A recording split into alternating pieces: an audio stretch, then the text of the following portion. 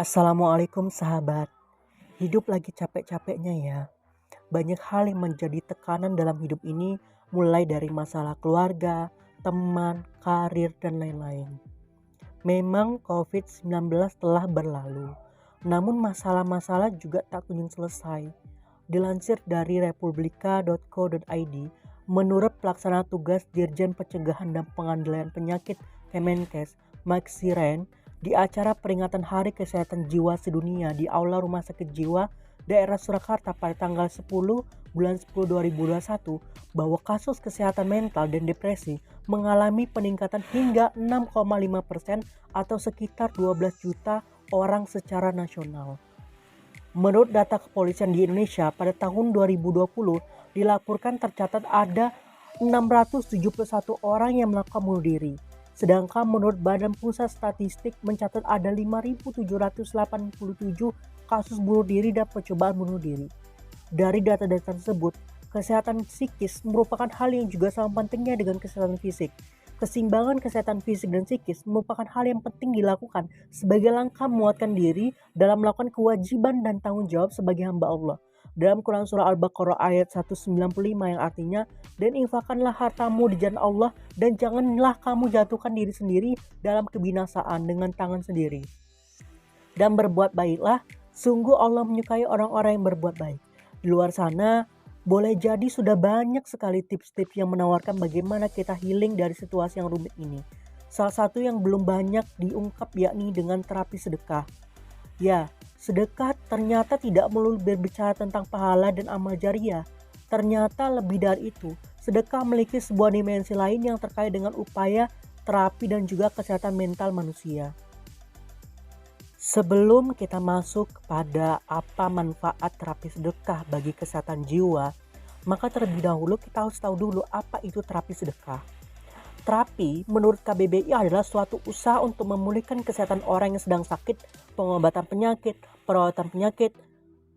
Menurut Profesor Dr. Singgi D. Gunawan, terapi adalah perawatan terhadap aspek-aspek kejiwaan seseorang yang mengalami suatu gagasan ataupun penerapan teknik khusus pada penyembuhan penyakit mental pada kesulitan-kesulitan pada penyesuaian diri. Sedangkan sedekah, secara etimologi, kata sedekah berasal dari bahasa Arab as-sodaqah. Pada awal pertumbuhan Islam, kata as-sodaqah diartikan dengan pemberian yang disunahkan. Sedangkan secara terminologi, kata sedekah ialah memberikan sesuatu tanpa ada tukarannya atau timbal balik karena hanya mengharapkan pahala dari Allah Subhanahu wa taala.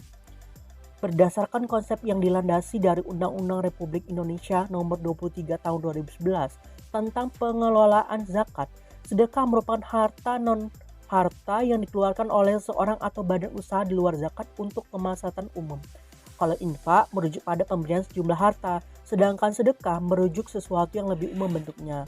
Ditambah lagi dalam hadis riwayat Bukhari nomor 5562, yakni setiap perbuatan baik adalah sedekah. Artinya, setiap kebaikan adalah sedekah.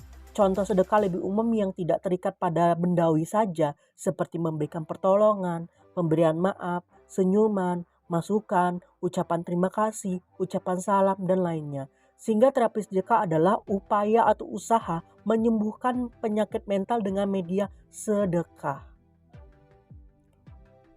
Adapun manfaat terapi sedekah, yang pertama adalah membuat bahagia dan perasaan tenang. Dilansir dari republika.co.id, seorang pakar neuroscience dan National Health University California, Amerika Serikat, Profesor Taruna Ikrar, memaparkan begitu positifnya sedekah yang kita lakukan. Selain memberikan manfaat kedekatan sosial, namun di sisi lain memberikan kebahagiaan secara personal maupun kelompok yang melakukan sedekah. Ketika kita memberi sesuatu kepada orang lain, maka secara tidak langsung meningkatkan hormon oksitosin. Hormon oksitosin menurut para peneliti sebagai bentuk rasa empati yang dimiliki oleh manusia. Sebuah penelitian oleh Moll di tahun 2006 dari Universitas California melihat aktivitas otak ketika sedang mendermakan hartanya. Ketika orang mendermakan hartanya, maka akan ada peningkatan jumlah konsentrasi hormon dan neurotransmitter di otak, yakni ada oksitosin, serotonin, dopamin, endorfin. Nah, hormon-hormon ini membuat seseorang mengalami perasaan bahagia dan perasaan tenang dalam dirinya. Manfaat terapi sedekah yang kedua adalah sebagai pemecahan masalah. Bagi orang-orang yang mengalami permasalahan mental seperti depresi ataupun frustasi, maka dia akan kesulitan mencari jalan keluar atas masalah yang sedang dihadapi. Disinilah peran hormon yang tadi memberikan perasaan tenang sebagai tahap awal untuk berpikir jernih mencari pemecahan masalah.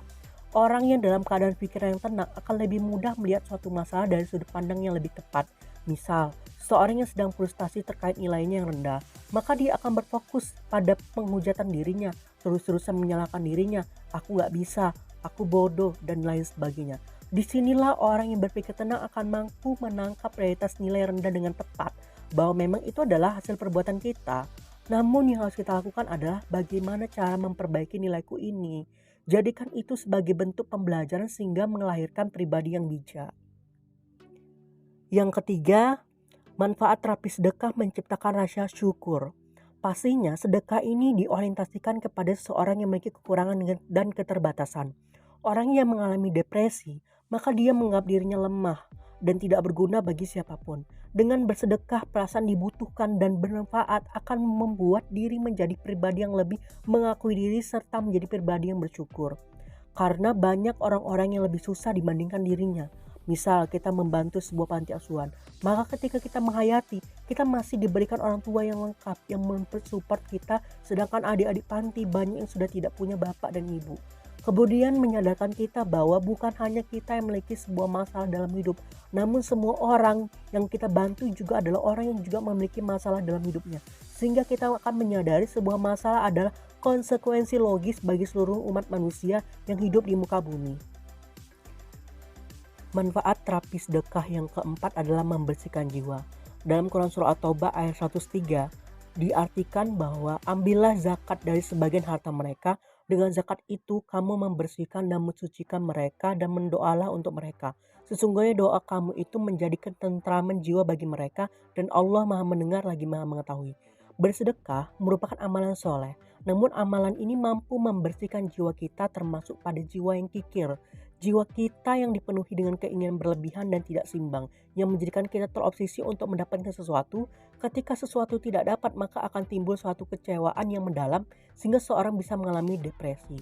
Sedekah yang kita lakukan akan mengajarkan pada jiwa ini tentang arti ketulusan bahwa semua yang kita miliki adalah hal yang bukan milik kita, namun merupakan miliknya Allah. Ketika sesuatu yang kita cintai pergi, maka kita akan terbiasa memakluminya sebagai proses kehidupan yang seimbang, yakni kadang kita bahagia, kadang kita sedih, kadang kita dalam posisi yang netral. Kebiasaan menolong, melakukan kebaikan, sedekah dengan mengajarkan kita tentang arti melepaskan atau kesadaran bahwa innalillahi wa inna ilaihi roji'un, bahwa sesuatu itu milik Allah dan akan kembali kepada Allah, sehingga menjadi pribadi yang ridho terhadap apa yang terjadi pada diri kita dan tetap melakukan perbaikan maksimal atau ikhtiar untuk bangkit lagi dari keterburukan. Manfaat terapi sedekah yang terakhir adalah menguatkan persaudaraan dan kekuatan umat. Banyak saudara kita hari ini yang terdampak dari segi ekonomi, maka peran sedekah ini bisa membantu saudara kita untuk memenuhi kebutuhannya. Di sisi lain kita bisa membantu secara jasa pun, dan itu pun hal yang positif.